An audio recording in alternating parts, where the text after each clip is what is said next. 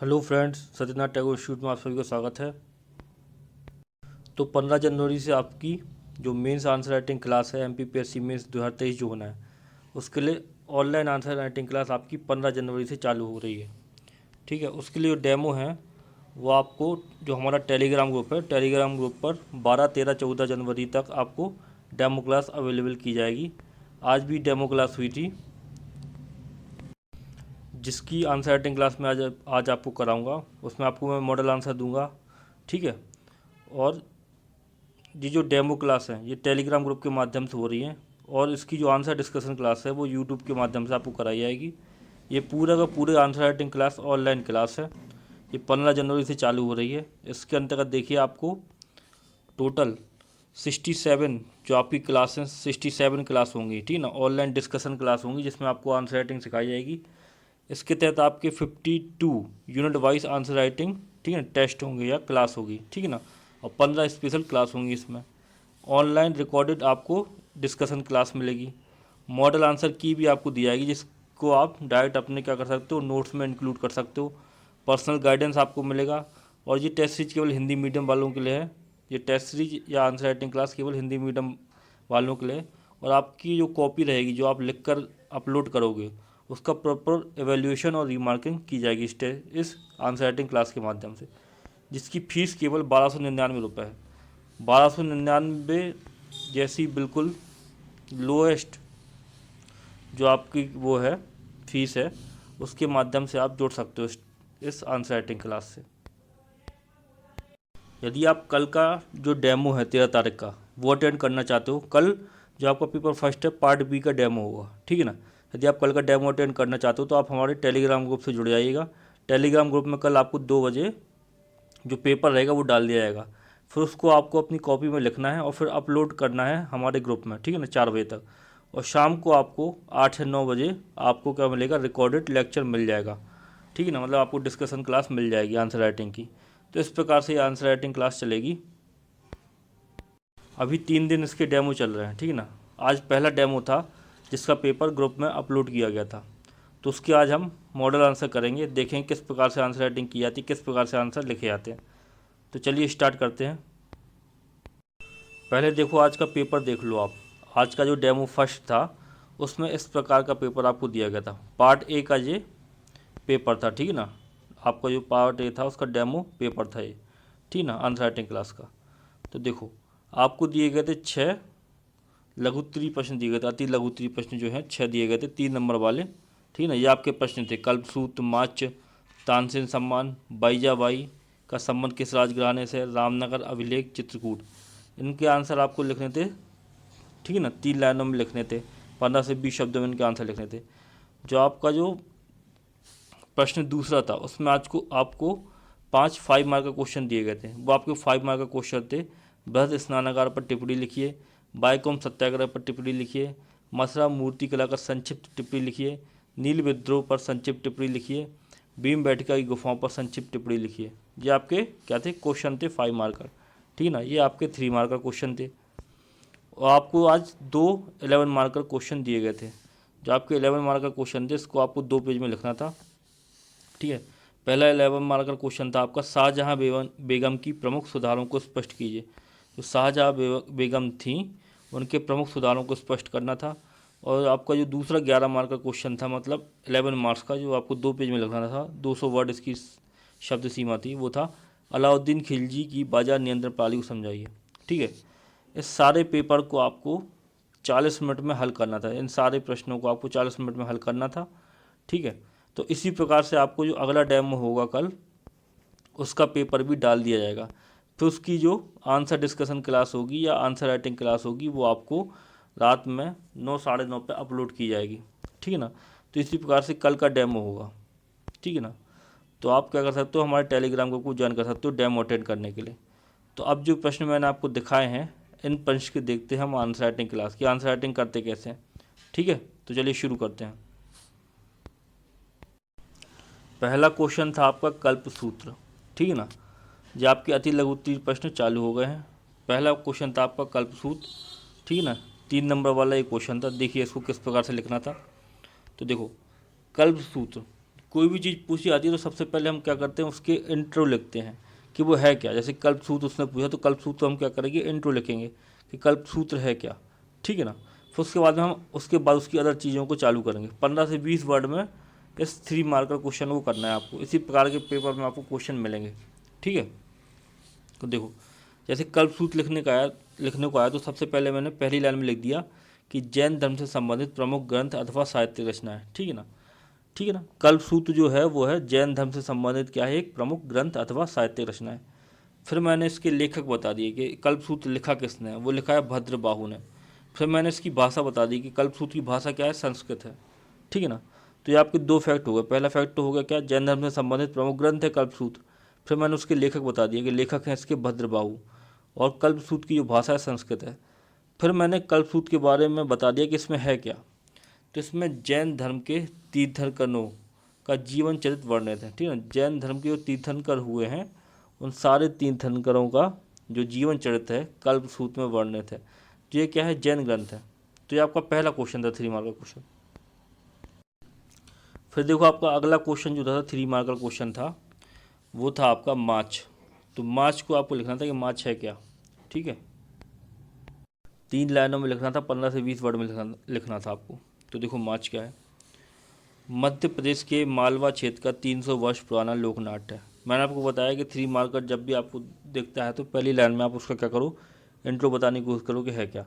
तो माछ को आपने सभी ने पढ़ा होगा, मालवा का एक प्रसिद्ध क्या है, लोक नाट्य है माछ, ठीक है।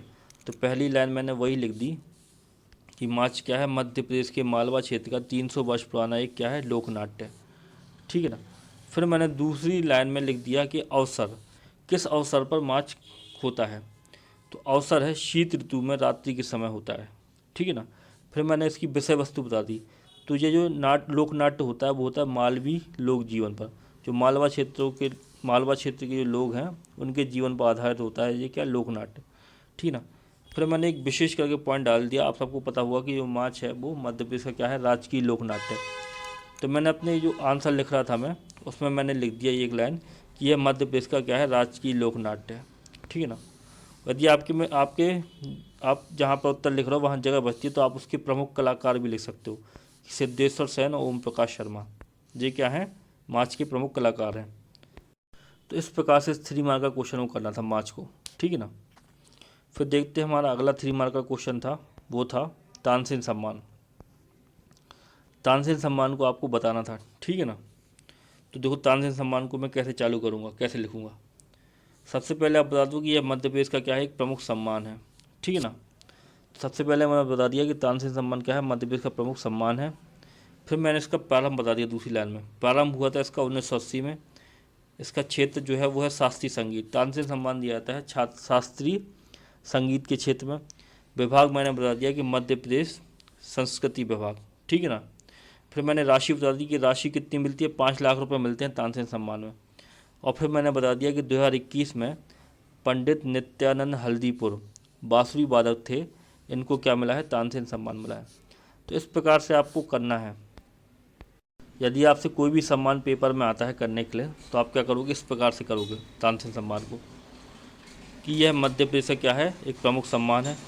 आप चाहो तो यहीं पे लिख सकते थे प्रारंभ 1980 में, क्षेत्र लिख सकते थे शास्त्रीय संगीत के क्षेत्र में मिलता है ये, विभाग लिख सकते थे मध्य प्रदेश संस्कृति विभाग, राशि लिख सकते थे दूसरी लाइन में 5 लाख रुपए मिलती है इसमें। और 2021 में किसको मिला है, ये पंडित नित्यानंद हल्दीपुर को मिला है जो बांसुरी वादक है। तो इसी प्रकार से आपको 3 मार्क का क्वेश्चन करना है। ये मैं आपको आंसर राइटिंग करा रहा हूँ, मैं आपको बता रहा हूँ। पहले आंसर राइटिंग क्लास में क्या होगा, जो आपकी आंसर राइटिंग क्लास चलेगी उसमें आपको रोज़ क्या होगा, एक 40 मिनट का क्वेश्चन पेपर दिया होगा। आपको रोज़ एक 40 मिनट का क्वेश्चन पेपर मिलेगा जिसमें आपको 6 3 मार्क का क्वेश्चन लिखने पड़ेंगे, ठीक ना। 5 उसमें 5 मार्क का क्वेश्चन लिखने पड़ेंगे और 2 11 मार्क का क्वेश्चन आपको मिलेंगे उसमें। उन सबको आपको करना पड़ेगा, 40 मिनट के अंदर करना पड़ेगा। तो रोज़ 40 मिनट का पेपर आपको मिलेगा, ठीक है ना। इस प्रकार से आपको जो आंसर राइटिंग क्लास चल रही है इसमें आपको 40 मिनट का क्या मिलेगा, पेपर मिलेगा। इस 40 मिनट के पेपर में आपको 6 3 मार्क का क्वेश्चन मिलेंगे, 5 5 मार्क का क्वेश्चन मिलेंगे, 2 11 मार्क का क्वेश्चन मिलेंगे। इन सबको आपको 40 मिनट में करना है, ठीक है। फिर उसके बाद में आपको ग्रुप में अपलोड करना है, ठीक है ना, इस पेपर को। और जब ये टेस्ट सीरीज चालू हो जाएगी तो फिर एक अलग से टेलीग्राम ग्रुप बनेगा, जिसमें जो लोग टेस्ट सीरीज ज्वाइन किए होंगे या जो लोग ये आंसर राइटिंग क्लास ज्वाइन किए होंगे उनका एक अलग से ग्रुप बनेगा, टेलीग्राम ग्रुप। उसमें आप पेपर अपलोड करोगे, उसी में पेपर अपलोड किया जाएगा, उसी में आप अपने आंसर अपलोड करोगे, उसी में ही लिंक दी जाएगी, ठीक है ना।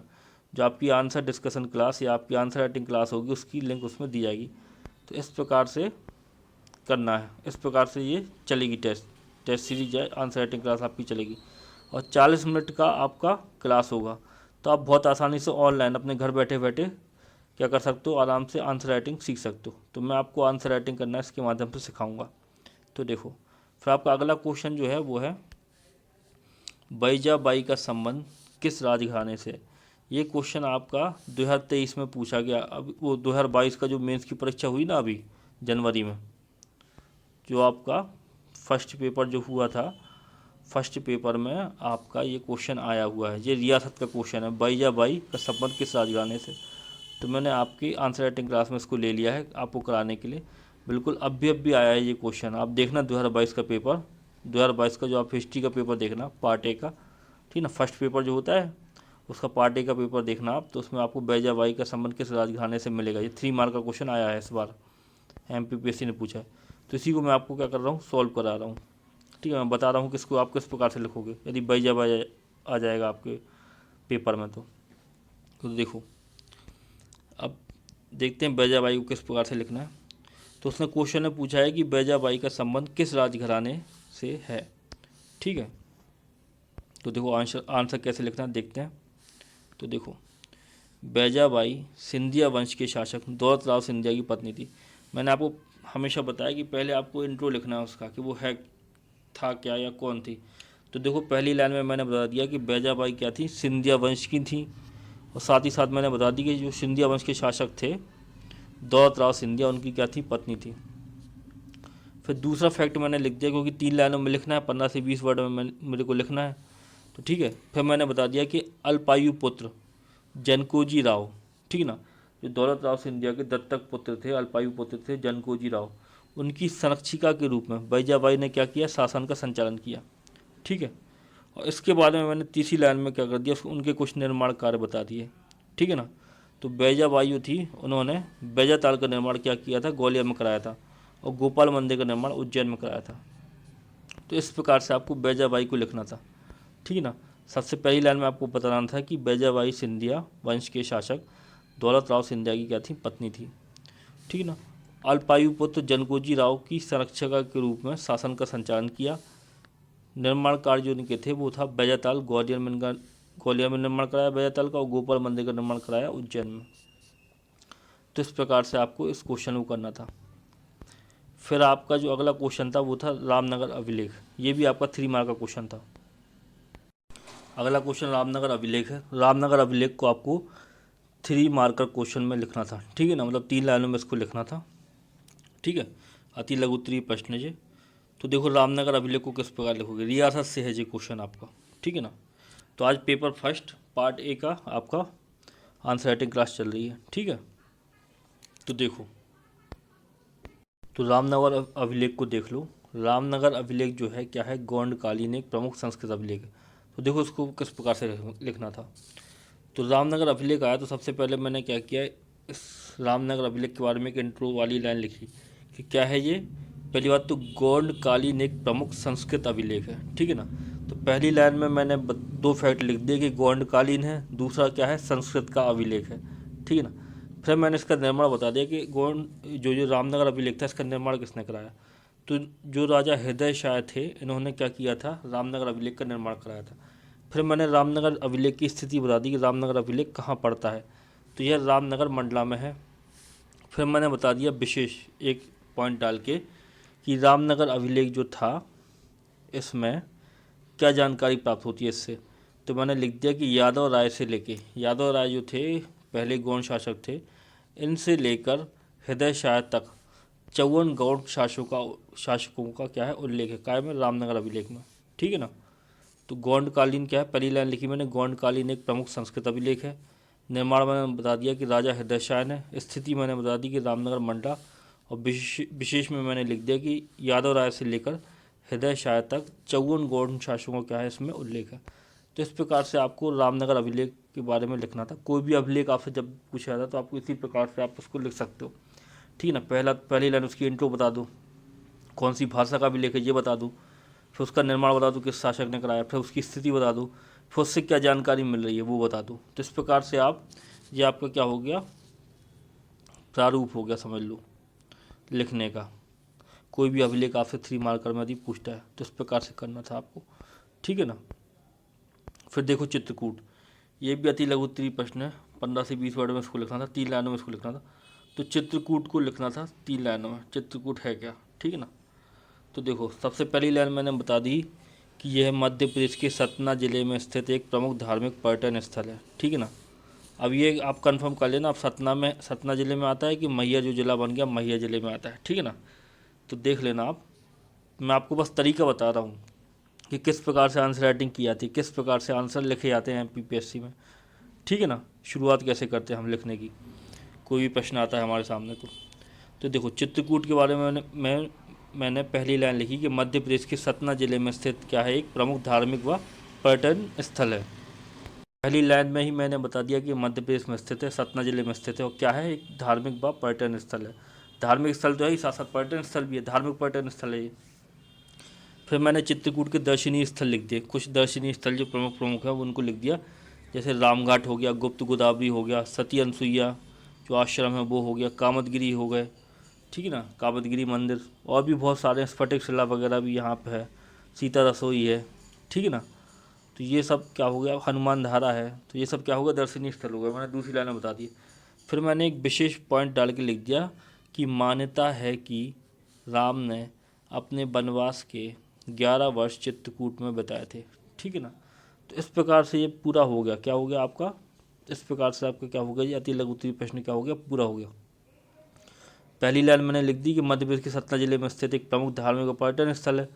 दूसरी लाइन मैंने लिख दी कि इसके दर्शनीय स्थल कौन कौन से हैं यहाँ पे, रामघाट, गुप्त गोदावरी, सती अनसुईया, कामतगिरी आदि। फिर मैंने तीसरी लाइन में लिख दी कि मानता है कि राम ने अपने वनवास के 14 वर्ष में से 11 वर्ष कहाँ बिताए थे, चित्रकूट में बिताए थे। तो इस प्रकार से आपको करना था। तो ये आपके पूरे हुए अति लघु उत्तरीय प्रश्न, ठीक है। इसके बाद आते हैं आपके 5 मार्कर क्वेश्चन, मतलब 5 नंबर वाले क्वेश्चन, जिनका उत्तर आपको लिखना है 8 से 9 लाइनों में, आपको उनका उत्तर लिखना है, ठीक है ना, 50 शब्दों में। इस बार जो आपका मेंस का पेपर हुआ 2022 में, अभी जनवरी में, इसी महीने में, उसमें क्या हुआ कि 5 मार्क का क्वेश्चन के लिए 1 पेज आ गया, ठीक है ना। 1 पेज लिखने के लिए उन्होंने दे दिया। इसके पहले जो पेपर आया था 2020 और 21 में, उसमें 5 मार्कर के लिए 8 से 9 लाइनें दी हुई थी, ठीक है ना। वो 50 शब्द लिखे हुए थे कि 50 शब्दों में लिखना है, 8 से 9 लाइनें उसमें दी हुई थी। इस बार जो उन्होंने दी कॉपी, उस कॉपी में क्या हुआ कि 5 मार्क का क्वेश्चन के लिए 1 पेज दे दिया। तो कई सारे बच्चे क्या हो गए, कन्फ्यूज हो गए उसमें कि भाई 1 पेज लिखना है कि 8 से 9 लाइनें लिख दिए। तो देखो उसमें ऊपर डला हुआ था कि 50 शब्दों में लिखना है, तो आपको 50 शब्दों में ही लिखना था, जैसे आप पहले लिखते आए हो 8 से 9 लाइनों में, आपको 8 से 9 लाइनों में ही उसको क्या करना था, ठीक ना, क्वेश्चन को। तो इस प्रकार से एमपीपीएससी करता है। तो उसकी जो अभी जो 5 मार्कर का जो पैटर्न चल रहा है, उसमें 50 शब्द में उसका आंसर लिखना है, ठीक है ना। और कॉपी जो आती है उसमें 7 से 8 लाइन, कभी 9 लाइन हो मिल जाती है, नीचे की लाइन यदि हम कर लें तो 7 से 8 लाइन रहती हैं, ठीक है, समझ आप। तो इस प्रकार से करना है। अब 5 मार्कर को लिखना बहुत ही चुनौतीपूर्ण हो गया है, ठीक है ना। पहले 6 मार्कर आते थे, उनको आसानी से 1 पेज में लिखा जा सकता था। अब 5 मार्कर क्वेश्चन में आपको क्या करना है, ज़्यादा से ज़्यादा फैक्ट लिखने हैं, और इस तरीके से आपको प्रेजेंटेशन देनी है क्वेश्चन पेपर की, आपके क्वेश्चन के आंसर की, कि सामने वाले देखने वाले को बहुत अच्छा लगे देखने में। उसमें आपको कई सारे उसकी डायमेंशन खोल देनी है उस क्वेश्चन की, ठीक है ना। तो आपको ऐसा नहीं करना है कि पूरा एक पैराग्राफ लिख दो ऊपर से नीचे तक, गंदा सा दिखे जो देखने में। आपको उसमें कई सारी सब हेडिंग्स बनानी है, 5 मार्कर में भी आप लिख सकते हो, ठीक है ना। फैक्ट पे हो गई पूरी चीज़ें आप। तो देखो, तो आपका पहला जो आज का पेपर जो आपको हुआ है, आज का जो डेमो क्लास हुई है, उसका जो आपका पहला क्वेश्चन था वो था बृहद स्नानागार पर क्या करना था, टिप्पणी लिखना था बृहद स्नानागार पर। सिंधु घाटी सभ्यता में मोहनजोदड़ो से बृहद स्नानागार मिला है।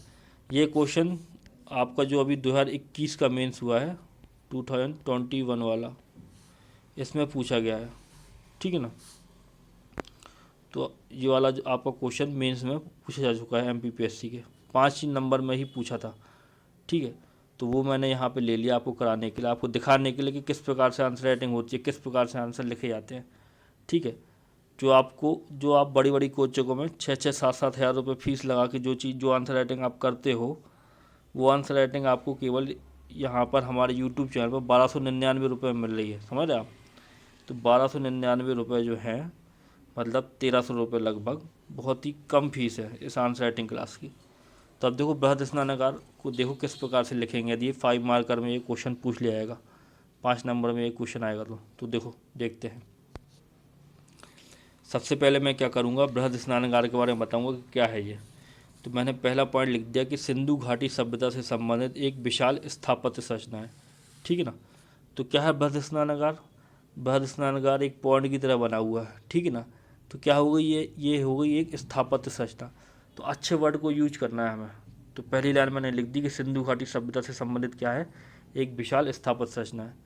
फिर मैंने इसका बता दिया प्राप्ति स्थल। तो इसका प्राप्ति स्थल क्या है, मोहनजोदड़ो है। तो बृहद स्नानागार कहाँ से प्राप्त हुआ है, मोहनजोदड़ो से प्राप्त हुआ है, ठीक है ना।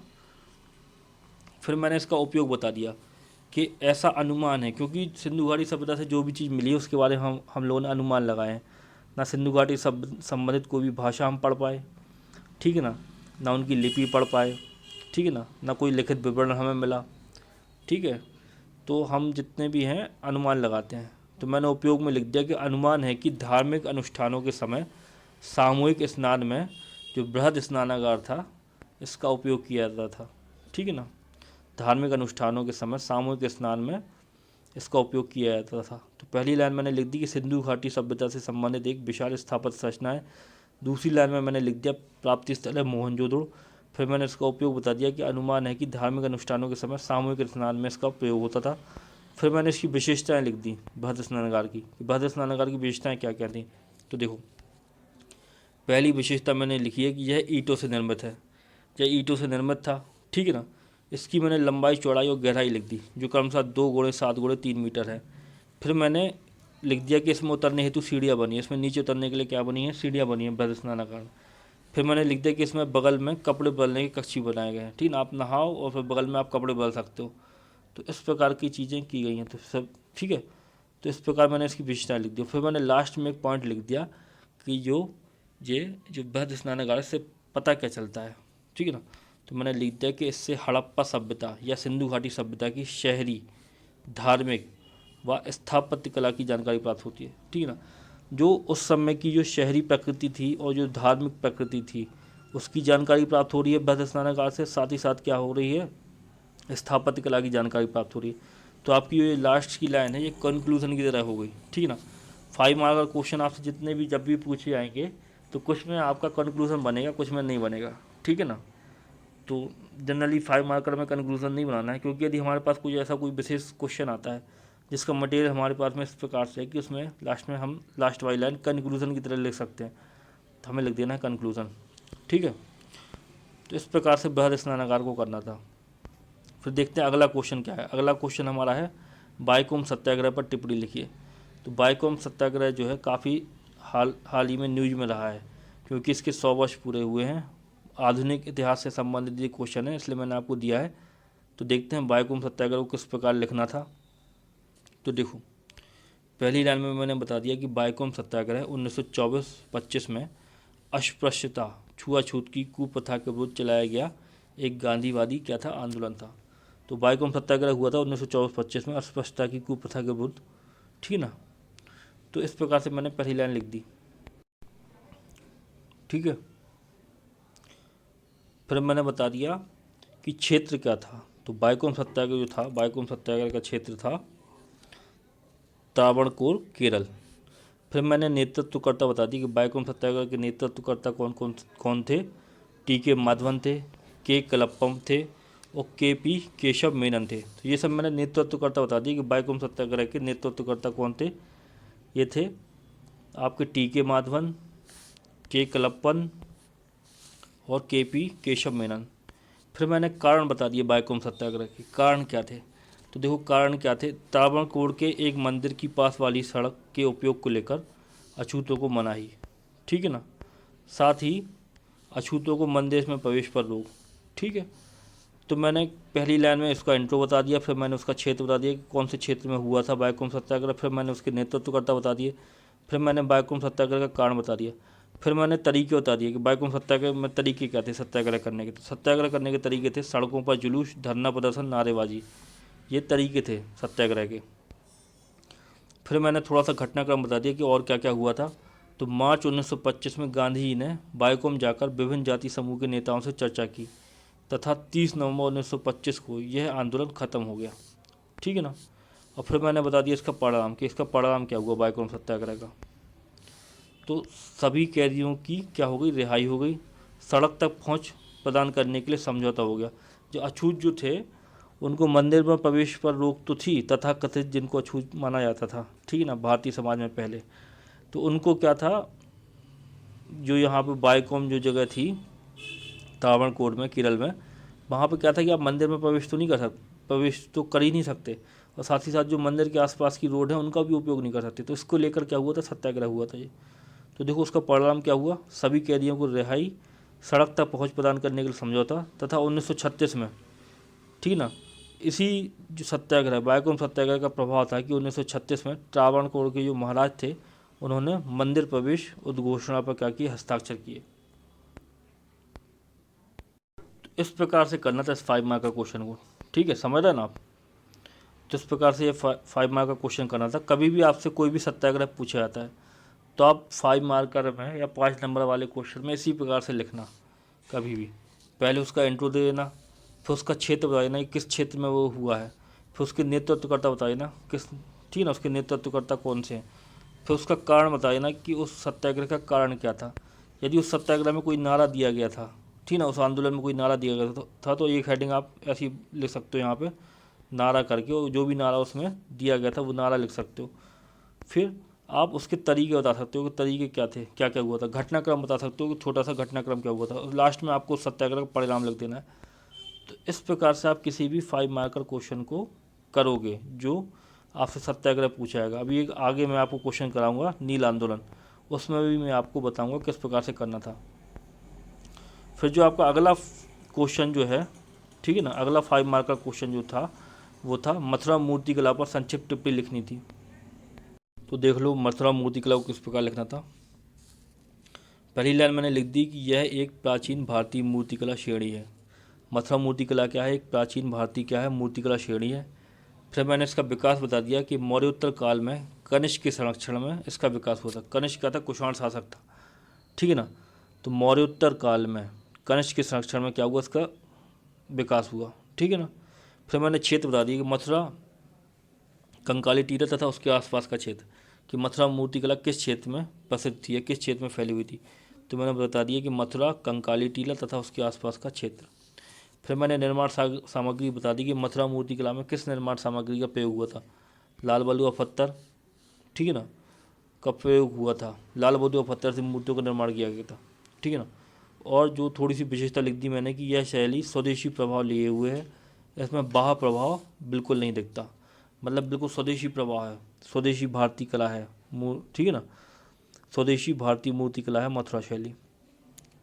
फिर मैंने लिख दिया विषय, कि मतलब किस विषय में मूर्तियाँ बनाई गई थी मथुरा मूर्ति कला में। तो देखो धार्मिक विषय जो थे उसमें बौद्ध, जैन व ब्राह्मण धर्म से संबंधित मूर्तियाँ बनाई गई थी, और जो बौद्ध, जैन व ब्राह्मण धर्म से संबंधित मूर्तियाँ थी उनमें क्या था, आध्यात्मिकतावाद का प्रदर्शन था, ठीक है ना। फिर जो धर्मनिरपेक्ष विषय जो थे, जो मूर्ति निर्माण के धर्मनिरपेक्ष विषय थे उसमें था आम स्त्री पुरुष का चित्र, राजा रानी का चित्र, कनिष्क का चित्र, कुजुल कैटफिशर्स की मूर्तियाँ, यक्ष यक्षिणी कुबेर आदि की मूर्तियाँ। तो ये मैंने उसके क्या कर दिए, विषय बता दिए कुछ। तो इस प्रकार से यदि मथुरा मूर्ति कला आपसे पूछ ले, गंधार मूर्ति कला भी आपसे पूछी जा सकती है, अमरावती मूर्ति कला भी आपसे पूछी जा सकती है। तो इन सारी मूर्ति कलाओं को आप इस प्रकार से 5 मार्कर में तैयार कर सकते हो, जैसे मैंने आपके लिए लिखा है। सबसे पहले मैंने बता दिया कि यह प्राचीन भारतीय मूर्ति कला है, फिर मैंने उसका विकास बता दिया, फिर मैंने क्षेत्र बता दिया, फिर उसकी निर्माण सामग्री बता दी, फिर उसके विषय बता दिए किन किन विषयों पर मूर्तियाँ बनाई गई थी। तो इस प्रकार से आपको करना था इस क्वेश्चन को, ठीक है। आपका अगला क्वेश्चन था वो था नील विद्रोह पर संक्षिप्त टिप्पणी लिखनी थी। तो देखो इस प्रकार का कोई भी विद्रोह कभी भी आता है तो उस विद्रोह को करने का क्या तरीका है। ठीक है, आगे का जो आपका लेक्चर होंगे, जो आपकी जो आंसर राइटिंग क्लास होगी, उसमें मैं बहुत सारे प्रश्नों के प्रारूप आपको बताऊंगा। ठीक है ना, केवल प्रारूप अकेले कि कोई भी प्रश्न आता है तो उसमें पहली लाइन में क्या लिखते हैं, दूसरी लाइन में क्या लिखोगे आप, तीसरी लाइन में क्या लिखोगे, ऐसे इस प्रकार से मैं आपको 5 मार्क और 11 मार्क करके कई सारे प्रारूप बताऊंगा। कई सारे तरीके मैं आपको बताऊंगा आंसर राइटिंग के माध्यम से। कोई भी यदि पॉइंट लिखते हो तो इस प्रकार से आप डायग्राम बना सकते हो। ठीक है, इस प्रकार से आप डायग्राम बना सकते हो। तो ये सारी चीज़ें मैं इस आंसर राइटिंग के माध्यम से आपको सिखाऊंगा। इस आंसर राइटिंग का पूरा शेड्यूल भी बना लिया गया है और आपको क्या कहते हैं शेड्यूल की जानकारी मैं अभी लास्ट में दूंगा वीडियो के। तो देखो पहले देखो नील विद्रोह जो है उस पर क्या करना है, संक्षिप्त टिप्पणी लिखना है। ठीक है ना, 5 नंबर वाला ये क्वेश्चन है, 7 से 8 लाइन या 8 से 9 लाइनों में इसको करना था। तो देखो कैसे लिखा है मैंने। सबसे पहले मैंने लिख दिया नील विद्रोह के बारे में कि 19वीं शताब्दी में ब्रिटिश शासन के विरुद्ध हुआ एक प्रमुख कशक विद्रोह था। कौन सा, नील विद्रोह। फिर मैंने इसका स्थान बता दिया कि इसका स्थान क्या था, नादिया जिला बंगाल। नादिया जिला जो था वहाँ पर ये हुआ था। ठीक है ना, बंगाल के। फिर मैंने इसका कारण बता दिया कि यूरोपीय बागान मालिकों द्वारा नील की खेती हेतु बाध्य करना इसका कारण था।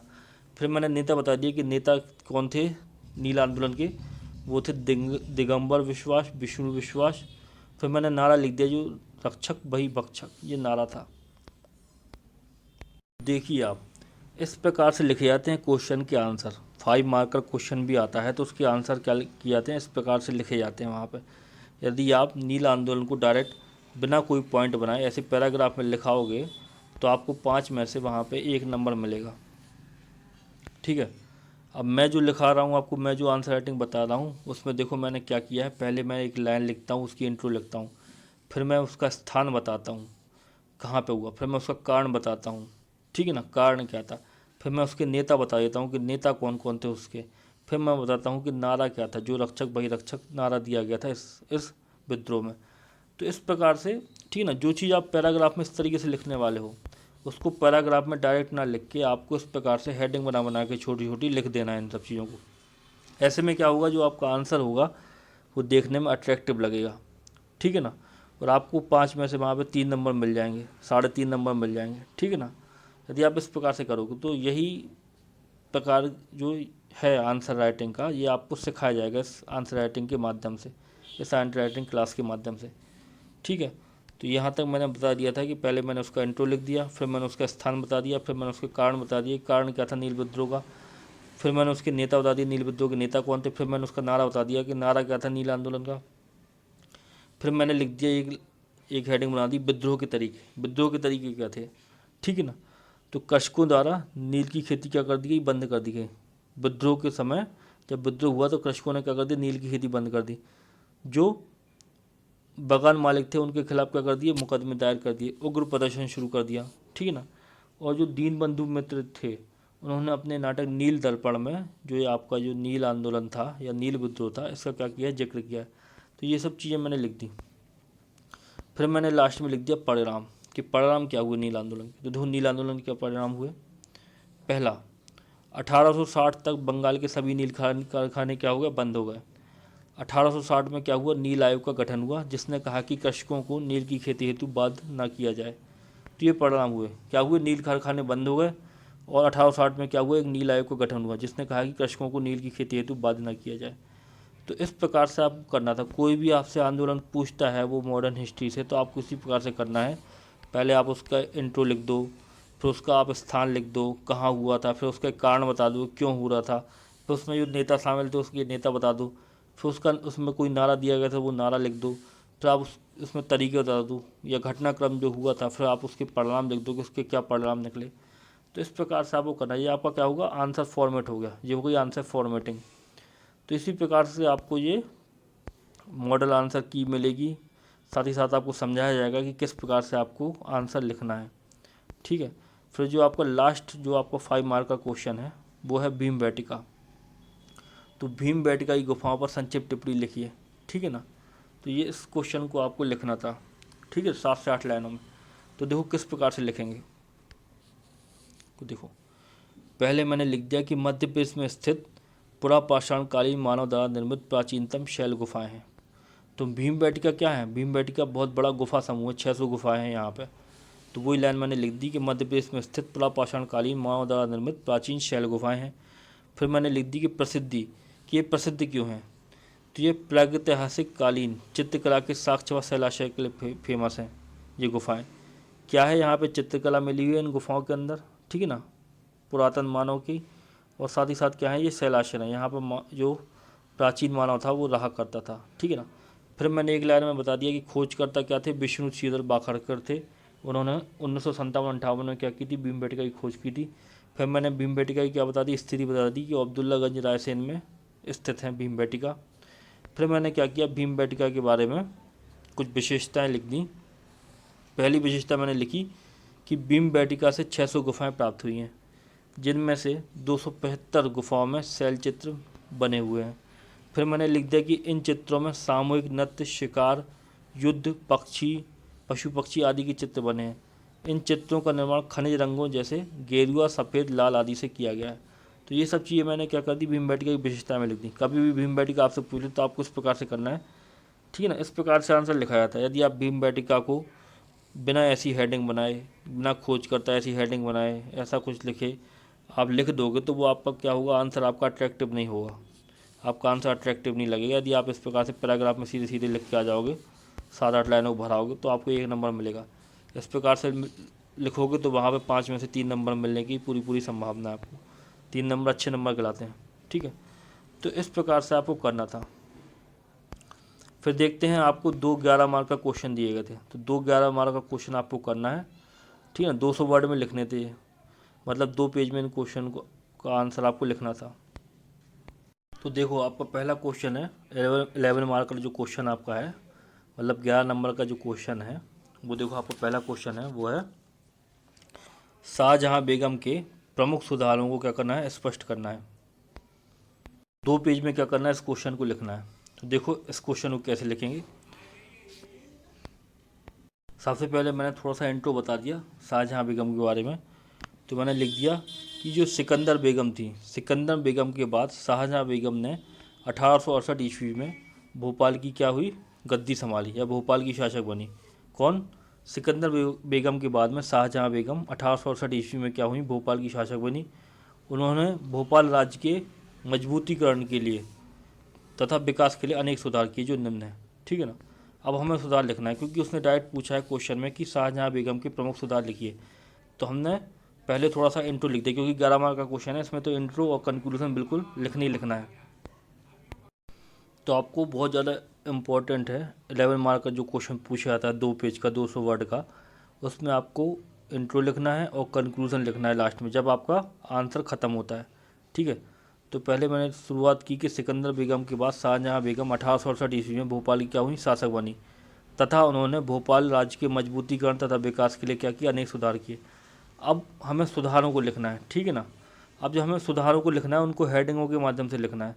तो जब कभी भी आप इस प्रकार का क्वेश्चन करो, सॉल्व करो, तो जो आप सुधार लिखने वाले हो उसका क्या करना है, आपको एक डायग्राम बना लेना है पहले ही 11 मार्क का क्वेश्चन में। जिन चीज़ों को आप लिखने वाले हो सुधार के रूप में, उन सुधार का क्या कर दो, पहले डायग्राम बना दो। तो इससे जो आपका जो आंसर चेक करने वाला जो चेकियर होता है उसको क्या होता है, एक जानकारी प्राप्त हो जाती है कि आप क्या क्या लिख रहे हो अपने क्वेश्चन में। कई बार वो पूरा आंसर आपका पढ़ता नहीं, केवल यहीं से देख लेता है, यहाँ से उसने देख लिया कि आप इतने सारे सुधार बताने वाले हो, तो यहीं से वो चेक कर लेगा। और ये इस प्रकार का डायग्राम बनाना बहुत ज़रूरी है आंसर लिखने में आपका, ठीक है ना। तो इस प्रकार का आपको क्या करना है, डायग्राम आपको बनाना है सुधार के रूप में। फिर आपको बताइए ना कौन कौन से सुधार किए। तो प्रशासनिक सुधार किए, राजस्व सुधार किए, सैन्य सुधार किए, न्यायिक सुधार किए, कल्याणकारी कार्य थे, स्वास्थ्य के क्षेत्र में सुधार किए। फिर इन सारे सुधारों को आपको क्या करना है, एक एक करके डिफाइन करना है, एक एक करके इनका वर्णन करना है, इसको आपको लिखना है, ठीक है। तो पहले इंट्रो दे दिया, फिर मैंने सुधार बताए, सुधार का क्या किया, एक डायग्राम बता दिया। और जब भी आप जो कई सारी हेडिंग जो लिखने वाले हो उनका आप इस प्रकार का डायग्राम आपको बनाना बहुत ज़रूरी है। इससे जो जांचकर्ता होता है उसके ऊपर काफ़ी इफेक्ट जाता है इसका, ठीक है। क्वेश्चन भी देखने में अच्छा लगता है। फिर मैंने बताया सबसे पहला प्रशासनिक सुधार, सबसे पहले मैंने लिख दिया प्रशासनिक सुधार, ठीक है ना। तो देखो प्रशासनिक सुधार क्या किया था शाहजहां बेगम ने, इन्होंने क्या किया था, स्वयं प्रशासन व शासन का निरीक्षण किया, दौरा किया व राज्य परिषद का क्या किया, आधुनिकीकरण व विकास किया शाहजहां बेगम ने। तो उनका प्रशासनिक सुधार हो गया। फिर मैंने बता दिया उनका राजस्व सुधार कि राजस्व के क्षेत्र में उन्होंने क्या सुधार किए थे। तो उन्होंने क्या किया कि भोपाल राज्य था उसको क्या किया, कोषालय जो था उसका निरीक्षण किया, ठीक है ना। और जो लेख थे, लेख की किताब थे, उसके आंकड़े क्या थे, एकत्रित करवाए। फिर उन्होंने क्या किया, संपूर्ण भोपाल रियासत का क्या किया, मानचित्रीकरण कराया। मतलब जो पूरी भोपाल रियासत थी उसका क्या किया, मानचित्र का निर्माण किया, ठीक है ना। भू राजस्व की दर इन्होंने भूमि व अनाज की किस्मों के आधार पर तय की, ठीक है ना। तो आपकी जो आंसर राइटिंग क्लास चल रही है उसमें मैं आपको तरीका बता रहा हूँ लिखने का केवल, कि किस प्रकार से आपको लिखना है, ठीक है ना। और साथ ही साथ में आपको जो आपके जो मॉडल आंसर है वो भी दे रहा हूँ। इन आंसरों को आप डायरेक्ट अपने नोट्स में शामिल कर सकते हो यदि आपको अच्छे लगते हैं। और मैं आपको तरीका बता रहा हूँ, यदि आपके पास इससे भी अच्छे फैक्ट हैं या इससे भी अच्छा मटेरियल है लिखने के लिए तो आप उस मटेरियल का यूज कर सकते हो। आपको केवल तरीका देखना है, तरीका सीखना है। और यदि आप यह मटेरियल आपको अच्छा लगता है तो इसको तो आपको डेफिनेटली आप यूज करो, अपने नोट्स में आप इसको क्या कर सकते हो, इंक्लूड कर सकते हो, ठीक है ना। तो प्रशासनिक सुधार बता दिया मैंने, राजस्व सुधार बता दिया। फिर मैं बताऊँगा उनका न्यायिक सुधार, कि न्याय के क्षेत्र में उन्होंने क्या किया था शाहजहाँ बेगम ने। तो देखो सबसे पहले उन्होंने क्या किया, स्थायी कानून व्यवस्था हेतु तंजीमात ए शाहजहानी नामक एक नया विभाग बनाया था इन्होंने, ठीक ना, जिसका काम क्या था, कानून निर्माण करना तथा राज्य में विभिन्न स्थानों पर पुलिस थानों का निर्माण कराया, ठीक है ना। तो न्यायिक सुधारों में उन्होंने क्या किया कि सबसे पहले एक विभाग की स्थापना की, वो था तंजीमात ए शाहजहानी, ठीक है ना। और जिसका काम था क्या था, कानून निर्माण करना था। फिर राज्य में विभिन्न स्थानों पर क्या किया, पुलिस थानों का निर्माण कराया। तो ये उनके होगा न्यायिक सुधार। फिर मैंने बता दिया कुछ सैन्य सुधार उनके, ठीक है ना। तो सभी सेना के अधिकारियों को पदों के अनुसार वेतन प्रदान की, जो उनके अलग अलग पद थे, ठीक है ना, उसके अनुसार क्या हुआ, उनको वेतन दी। साथ ही साथ पृथक पृथक पोशाकों का निर्माण कराया, मतलब सेनापति के अलग अलग पोशाक, सैनिक के अलग पोशाक, दरोगा के अलग पोशाक। तो इस प्रकार के कार्य उन्होंने किए। फिर देखो स्वास्थ्य के क्षेत्र में जो भोपाल राज था उसमें टीकाकरण की शुरुआत सबसे पहले कब हुई, इन्हीं के शासनकाल में हुई, शाहजहाँ बेगम के शासनकाल में हुई, ठीक है ना। महिला और पुरुषों के लिए पृथक पृथक क्या किया, अस्पताल का निर्माण कराया इन्होंने, शाहजहाँ बेगम ने। फिर इन्होंने कई सारे कल्याणकारी कार्य किए। इन्होंने क्या किया कि पेयजल, प्याऊ, घाट आश्रमों, सरायों का निर्माण कराया, ठीक है ना। इन्होंने क्या किया, एक कपास कारखाने की स्थापना भी कराई, ठीक है। 1884 में भोपाल से इटारसी रेल लाइन का क्या किया, इन्होंने निर्माण करवाया। इन्होंने पर्यावरण की रक्षा हेतु वन अधिकारियों की क्या की, नियुक्ति की। गांव में आवश्यकता के समय अनाज वितरण हेतु सिंह ए कोहरी विभाग की स्थापना की। विक्टोरिया स्कूल का निर्माण कराया, ठीक है ना। तो ये सारे फैक्ट मैंने क्या कर दिए, इसमें लिख दिए, ठीक है। फिर मैंने बता दिया इनका स्थापत्य में योगदान।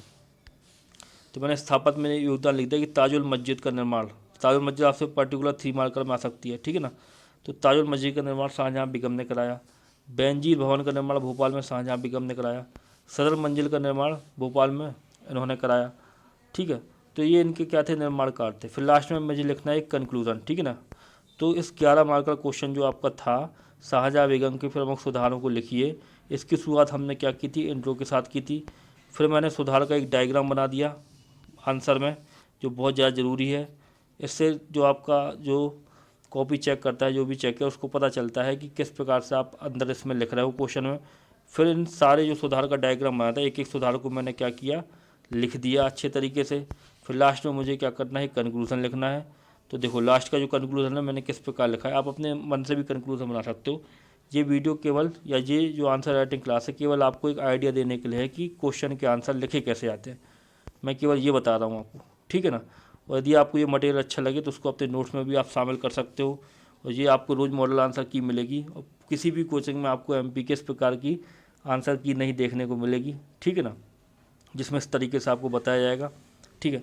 तो देखो कंक्लूजन मैंने क्या लिखा है, तो मैंने लिखा है कि इस प्रकार हम कह सकते हैं कि शाहजहाँ बेगम ने कई सारे नवीन व लोक हितैषी कार्यों के माध्यम से भोपाल रियासत के आधुनिकीकरण में महत्वपूर्ण भूमिका निभाई। तो इस प्रकार से मैंने एक छोटा सा कंक्लूजन लिख दिया कि इन्होंने कई सारे लोक हितैषी और नवीन कार्य किए और भोपाल रियासत के क्या की, आधुनिकीकरण में क्या की, महत्वपूर्ण भूमिका निभाई। तो इस प्रकार से इस क्वेश्चन को करना था। तो जो हमारा अगला क्वेश्चन है, वो अगला क्वेश्चन जो हमारा है वो है अलाउद्दीन खिलजी के बाजार नियंत्रण प्रणाली को समझाना है, ठीक है ना। अलाउद्दीन खिलजी जो था सल्तनत काल का शासक था, उसकी बाजार नियंत्रण प्रणाली बहुत फेमस है। जो आपसे पूछी गई है, इस आपका जो लेक्चर इसमें आपसे पूछी गई है 11 मार्कर क्वेश्चन के रूप में, मतलब 200 वर्ड में इसका आपको आंसर लिखना है 2 पेज में। तो देखो इसको किस प्रकार से लिखेंगे। सबसे पहले मैंने क्या कर दिया, एक इंट्रो लिख दिया कि अलाउद्दीन खिलजी दिल्ली सल्तनत के खिलजी वंश का एक कुशल व महत्वाकांक्षी शासक था। ठीक ना। सल्तनत काल में इसने मजबूत बाजार नियंत्रण प्रणाली की स्थापना की, जिसे हम निम्न बिंदुओं के माध्यम से समझ सकते हैं, या जिसे हम निम्न बिंदुओं से समझ सकते हैं। तो इस प्रकार से मैंने क्या किया, एक इंट्रो लिख दिया कि अलाउद्दीन खिलजी जो था वो क्या था, दिल्ली सल्तनत के खिलजी वंश का क्या था, एक कुशल तथा महत्वाकांक्षी शासक था। ठीक ना। सल्तनत काल में उसने मजबूत बाजार नियंत्रण प्रणाली की स्थापना की, जिसे हम निम्न बिंदुओं के माध्यम से क्या कर सकते हैं, समझ सकते हैं। फिर देखो मैंने उद्देश्य बता दिए। ठीक ना। अब मैं चालू कर रहा हूँ कि बाजार नियंत्रण प्रणाली के उद्देश्य क्या थे। तो सबसे पहले मैंने बाजार नियंत्रण प्रणाली क्या कर दी, उद्देश्य बता दिए। तो मुद्रास्फीति नियंत्रण, जो मुद्रास्फीति थी सल्तनत काल में उसका नियंत्रण करना, ये उसका उद्देश्य था बाजार नियंत्रण प्रणाली का। फिर दूसरा उद्देश्य मैंने बता दिया कि क्या था, इसका उद्देश्य जन कल्याण था। तो ये बोला था अमीर खुसरो ने। अमीर खुसरो का कहना था कि अलाउद्दीन ने जो बाजार नियंत्रण प्रणाली स्थापित की थी उसका उद्देश्य था जन कल्याण। फिर तीसरा उद्देश्य बता दिया मैंने, सैन्य आवश्यकता। ये बोला है बर्नी ने। ये सब साहित्यकार हैं अलाउद्दीन खिलजी के समय के, मतलब सल्तनत कालीन जो साहित्यकार हैं बर्नी और अमीर खुसरो। तो पहला उद्देश्य था इसका मुद्रास्फीति नियंत्रण, जन कल्याण, ये बोला अमीर खुसरो ने कि बाजार नियंत्रण प्रणाली का उद्देश्य था जन कल्याण। सैन्य आवश्यकता, बाजार नियंत्रण प्रणाली का उद्देश्य था, ये बोला है बर्नी ने। ठीक है। फिर मैंने थोड़ा सा लिख दिया कि जानकारी कैसे मिलती है हमें बाजार नियंत्रण प्रणाली की। तो बाजार नियंत्रण प्रणाली की जानकारी हमें निम्नलिखित 2 किताबों से मिलती है। पहली किताब है तारीख़ फिरोजशाही। तो तारीख़ फिरोजशाही जो है बर्नी ने लिखी है। इससे हमें क्या होती है, बाजार नियंत्रण प्रणाली क्या होती है, जानकारी प्राप्त होती है। खजाइन उल फतू, ये अमीर खुसरो ने लिखी है। इससे भी हमें बाजार नियंत्रण प्रणाली क्या होती है, जानकारी प्राप्त होती है। ठीक है। फिर हमने बता दिए प्रावधान के, बाजार नियंत्रण प्रणाली के प्रावधान क्या थे। देखते हैं बाजार नियंत्रण प्रणाली में था क्या आखिर। ठीक है ना। तो फिर मैंने एक प्रावधान हेडिंग लिख दी और फिर मैंने बताया कि बाजार नियंत्रण प्रणाली में क्या था। तो देखो सबसे पहले मैंने लिखा कि पृथक बाजारों की स्थापना की। तो अलाउद्दीन खिलजी ने क्या किया था, 3 प्रकार के बाज़ारों की स्थापना की थी। पहला बाज़ार था शहना ए मंडी, ये क्या था, अनाजों का बाज़ार था। दूसरा बाज़ार था सराय ए अदल, ये था कपड़े, सूखे मेवे, जड़ी बूटी आदि का बाज़ार था। तीसरा बाज़ार था दास दासी बाज़ार, ये पशुओं व मवेशियों का बाज़ार था। ठीक है ना। ये बाज़ार हैं आपको अलग अलग किताबों में, अलग अलग नोट्स में अलग अलग प्रकार के देखने को मिल सकते हैं। ठीक है। मेरा उद्देश्य केवल आपको जानकारी देना है कि आपको आंसर को किस प्रकार से डील करना है, मतलब आपको आंसर को किस प्रकार से लिखना है। ठीक है। तो मैं आपको वो सिखा रहा हूँ। ठीक है। तो पृथक बाजारों की स्थापना की, तो मैंने 3 प्रकार के बाजार बता दिए। फिर दूसरा पॉइंट मैंने लिखा पंजीकरण। बाजार नियंत्रण प्रणाली की एक विशेषता थी पंजीकरण। पंजीकरण का मतलब था कि जो सहना ए मंडी थी, जो अनाजों का बाजार था, उसमें जो पंजीकृत व्यापारी होते थे उनका क्या होता था, राज्य से पंजीकरण होता था और वही क्या करते थे, कृषकों से क्या कर सकते थे, अनाज खरीद सकते थे। तो ये एक और विशेषता थी। फिर दूसरी विशेषता थी इसकी सूची, जो विभिन्न वस्तुएं थी उनकी क्या थी, मूल सूची थी और साथ साथ कीमतों का निर्धारण किया गया था। तो ये अगली विशेषता थी किसकी, बाजार नियंत्रण प्रणाली की, अलाउद्दीन खिलजी की। फिर देख लो राशनिंग व्यवस्था, ये अगली विशेषता है बाजार नियंत्रण प्रणाली की। अकाल के दौरान वस्तुओं की उपलब्धता सुनिश्चित करवाई। ठीक ना। इस हेतु बड़े बड़े गोदाम का निर्माण कराया, मतलब पीडीएस सिस्टम होता ना, जो पब्लिक डिस्ट्रीब्यूशन सिस्टम, इसको चलाया था अलाउद्दीन खिलजी ने। जब अकाल पड़ जाता था तो पैदावार नहीं होती थी, तो उस अकाल के समय जो चीज़ों की किल्लत होती थी या चीज़ों की जो कमी होती थी, उससे निपटने के लिए उसने क्या किया, राशनिंग व्यवस्था की। बड़े बड़े गोदाम का निर्माण कराया, उसमें चीज़ों को सुरक्षित रखा जाता था और किसी भी इमरजेंसी की स्थिति में लोगों को वो बांटा जाता था सामान। ठीक है। फिर देख लो पृथक विभाग। बाजार नियंत्रण के लिए क्या किया, अलाउद्दीन खिलजी ने एक पृथक विभाग की स्थापना की, जिसका नाम था दीवान रियासत। ठीक है।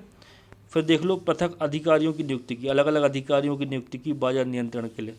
तो क्या किया, बाजार पर नियंत्रण व देखरेख के लिए क्या किया, अधिकारियों की नियुक्ति की। मलिक काबुल ऐसा ही एक अधिकारी था जो शहना ए मंडी का अधिकारी था। राय परवाना ऐसे ही एक अधिकारी था जो सराय ए अदल का अधिकारी था।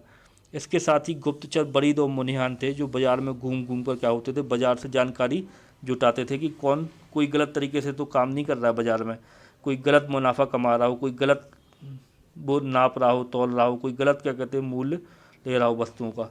तो बरीद और मुनिहान नाम के क्या किए थे, गुप्तचरों की नियुक्ति की गई थी बाजार नियंत्रण प्रणाली के तहत। ठीक है। फिर मैंने क्या किया, लास्ट में थोड़े से इसके प्रभाव बता दिए कि बाजार नियंत्रण प्रणाली के प्रभाव क्या हुए। जो उद्देश्य थे उन्हीं को मैंने लिख दिया फिर से कि क्या हुआ, सैन्य आवश्यकताओं की पूर्ति हुई बाजार नियंत्रण प्रणाली से अलाउद्दीन खिलजी की। फिर मूल्य स्थिरता प्राप्त हुई।